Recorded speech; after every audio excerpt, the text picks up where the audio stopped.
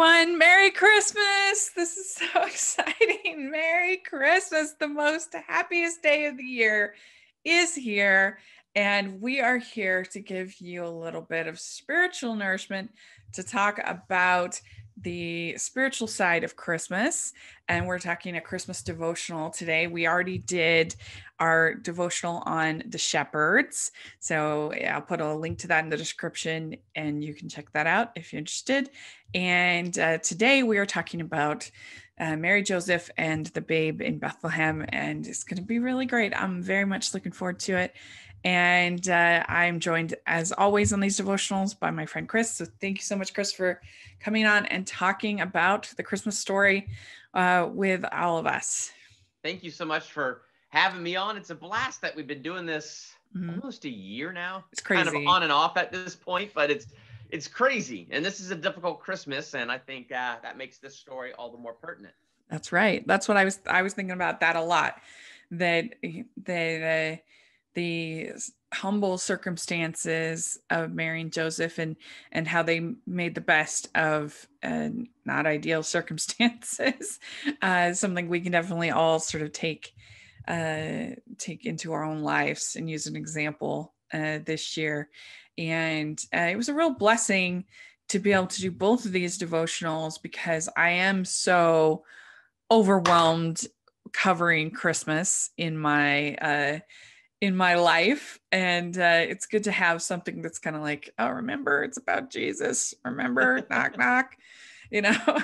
Yep. 'Tis the season for Hallmark. So yeah, that's right. Like, yes, Jesus. It's all about him. Yeah. And so it's good to remember. And of course, everybody knows the story of the Nativity, but we're hopefully in this discussion, we're going to hopefully help you to maybe see it in a new light or from a new perspective.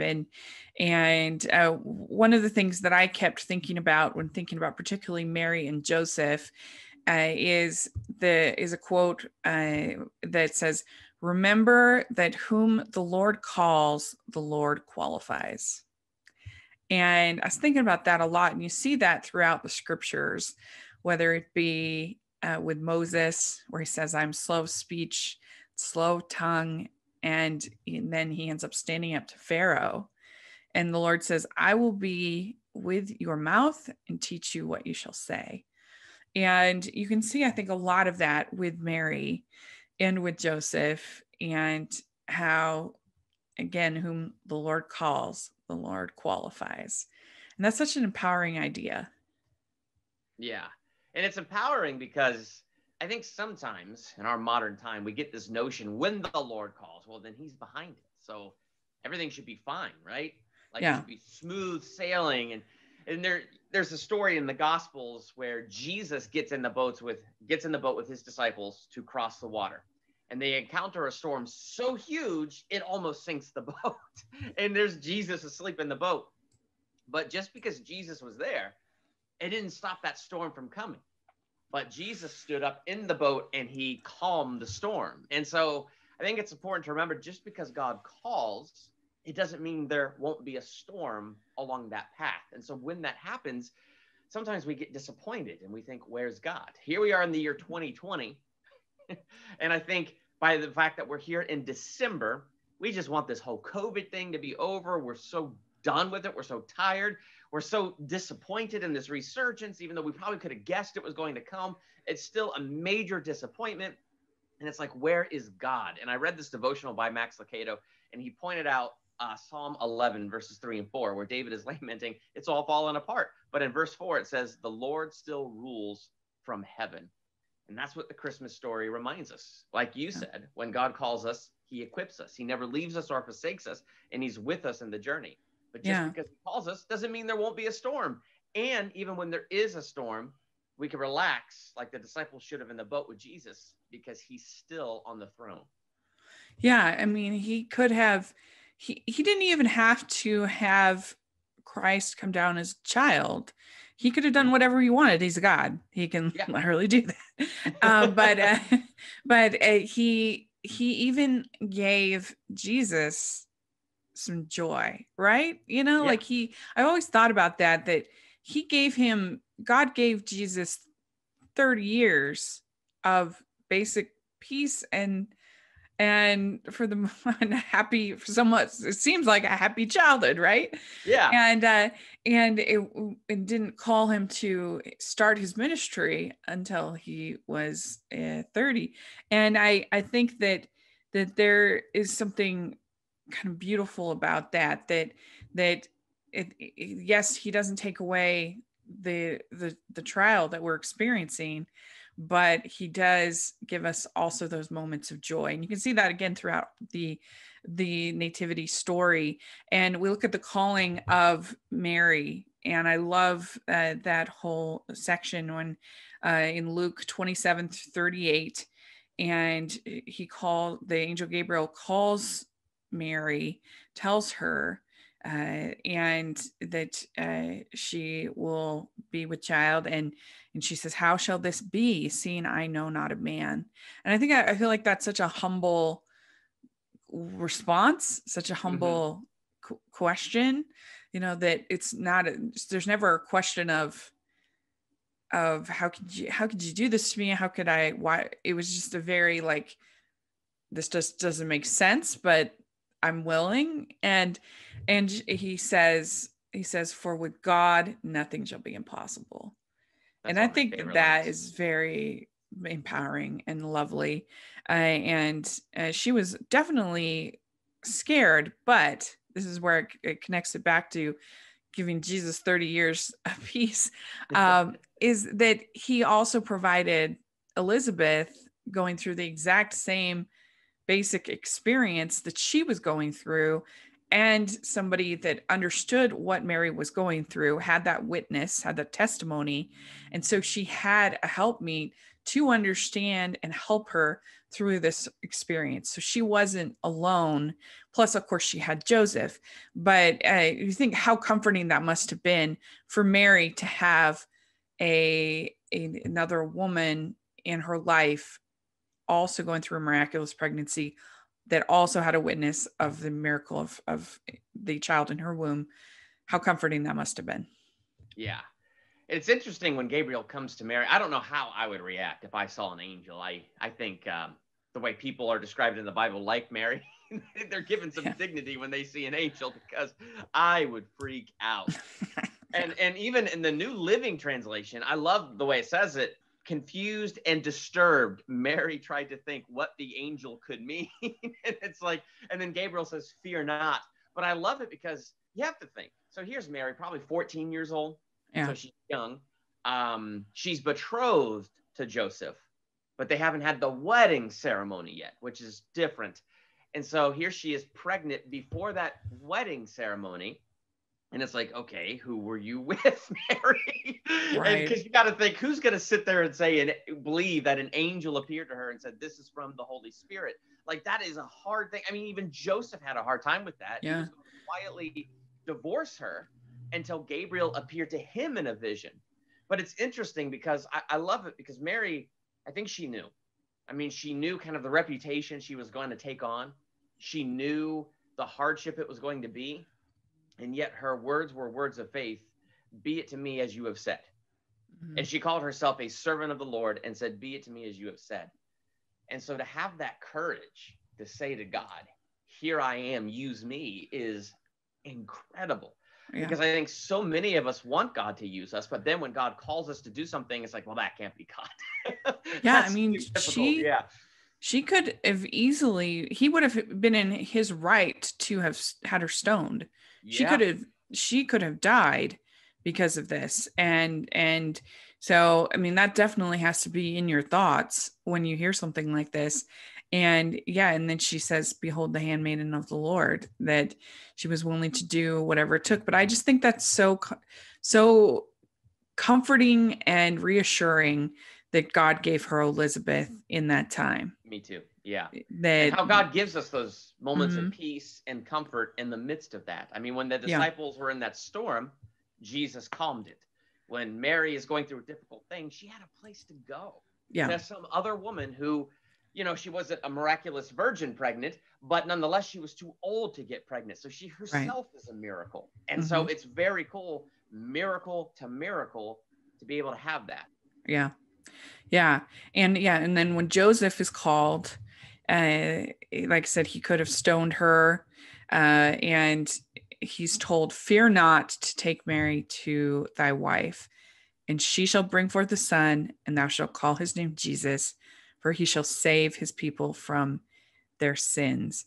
And I think it would be so easy to be angry, be upset. And he was upset until he got this confirmation from the Lord.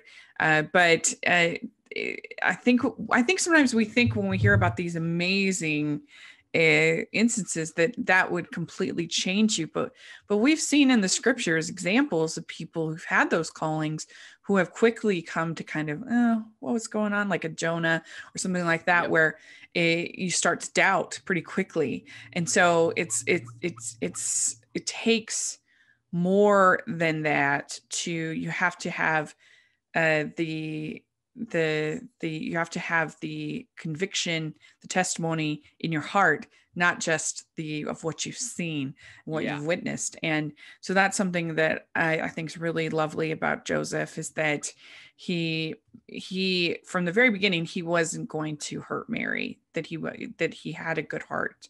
And even though it was in his right to do so, but then he got the calling, and he humbly obeyed. And you think after this great calling, the last thing that Mary probably wanted to be doing was riding on a donkey all the way to Bethlehem and to go and pay taxes. I mean, that sounds like the worst. Yeah, for this census. And I mean, have you seen that movie, The Nativity Story? Mm-hmm. So if you watching haven't seen it, it's a good movie to check out. Mm-hmm. Because it does give you this other perspective of how hard that journey was. I mean, Mary being very pregnant, this census now they have to go to. And so this is where I think this really applies to 2020. Can any of us say this year went how we thought it was going to go? No. Right. You could be watching this and you lost your business and your livelihood. You could be watching this and your traditional Christmas with your family isn't happening. You could be watching this and who knows what you've been through this year. You don't know what any of us have been through this year. But here's the awesome thing. Nothing went how Mary and Joseph thought it was going to go. It was a difficult journey to get to Bethlehem. Once they got there, they couldn't even get a room in an inn. And so one innkeeper was nice enough to send them to the stable, really a cave, where Jesus was born in a feeding trough. None of this went how they expected.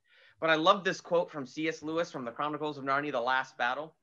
"Yes," said Queen Lucy, "in our world too, a stable once had something inside it that was bigger than the whole world." So even through that tribulation and through that hardship, there was not one bit of darkness, not one thing that was big enough to shake God off his throne and to keep his promise from coming to pass. The biggest thing in the whole universe was born in that little stable. Yeah, if anything, the nativity story should give you hope that great things, as you said, can come from the toughest times in our lives, and that God is watching over us even when it seems like everything's going wrong and everything is difficult. And I like Rick Warren. He says, no matter what you're going through, God loves you. When you turn to God, he won't turn away. On that very first Christmas, every one of these characters turned to God. They all looked to him to meet their greatest needs.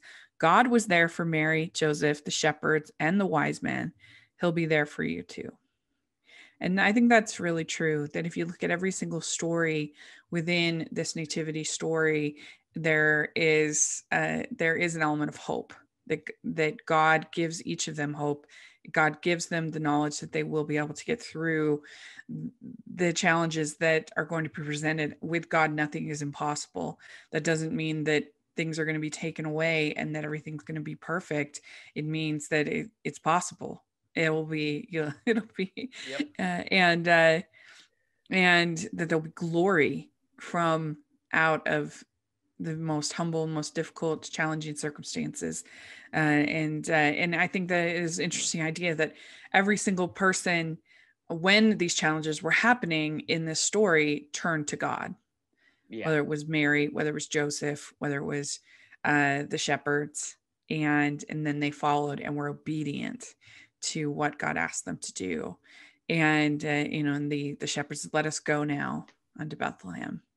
Yep. And so I really love that. I mean, there's some debate about whether it was really a stable, whether it was a cave, as you said, whether it was basically kind of like a main floor of the house, which I guess in that area the animals would come in. I read an interesting article about it when the animals would come kind of in and out of the main floor. But regardless, not a great place to have a child. Yes. Whatever. Either way, it's a humble birth and a humble yeah. beginning. Yeah. I mean, sure, it's not. I'm sure she would have rather have been private, but she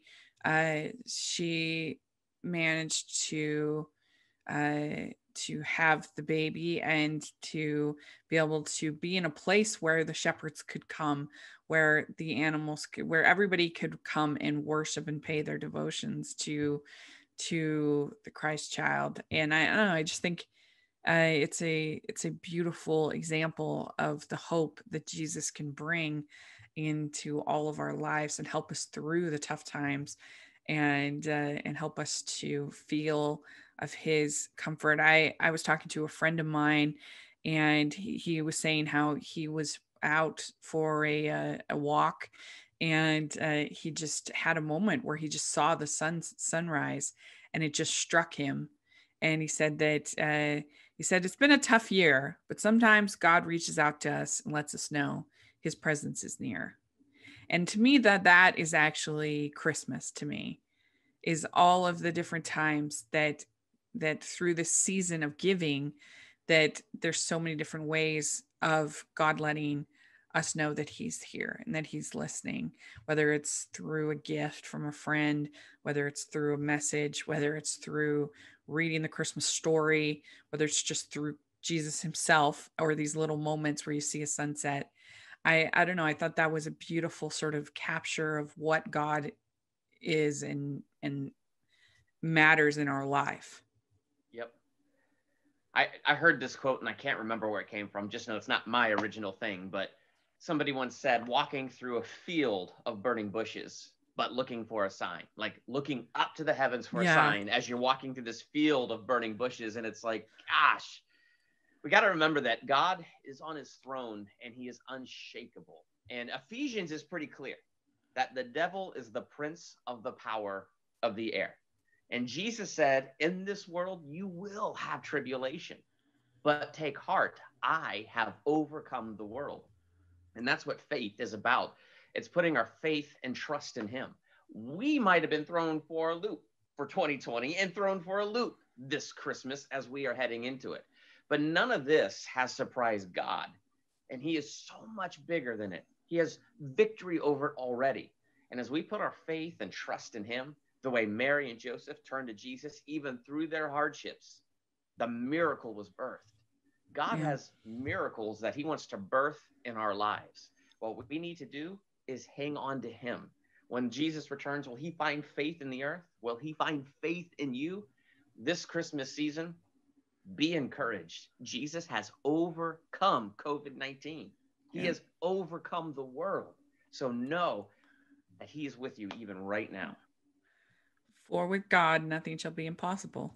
Yep. Yeah. So I think that it's an incredible story.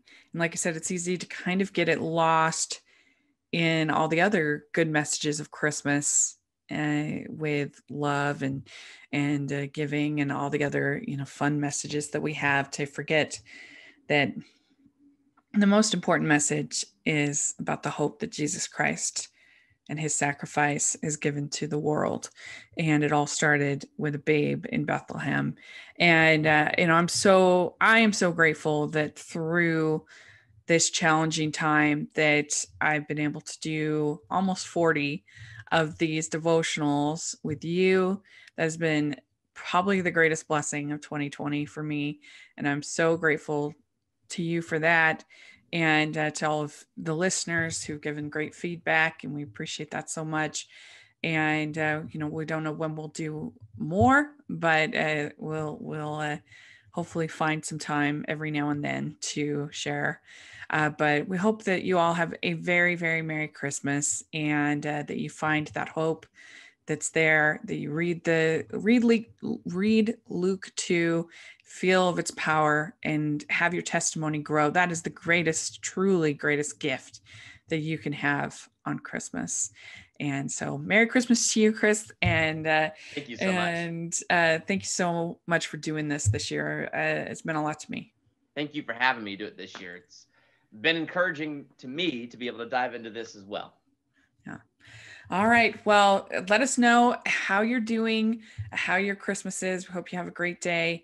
And let us know your thoughts. If you've had any testimonies as we've been talking, we'd love to hear what you have to say in the comments. And thanks again. And wish you all very Merry Christmas. Bye, everyone. Merry Christmas.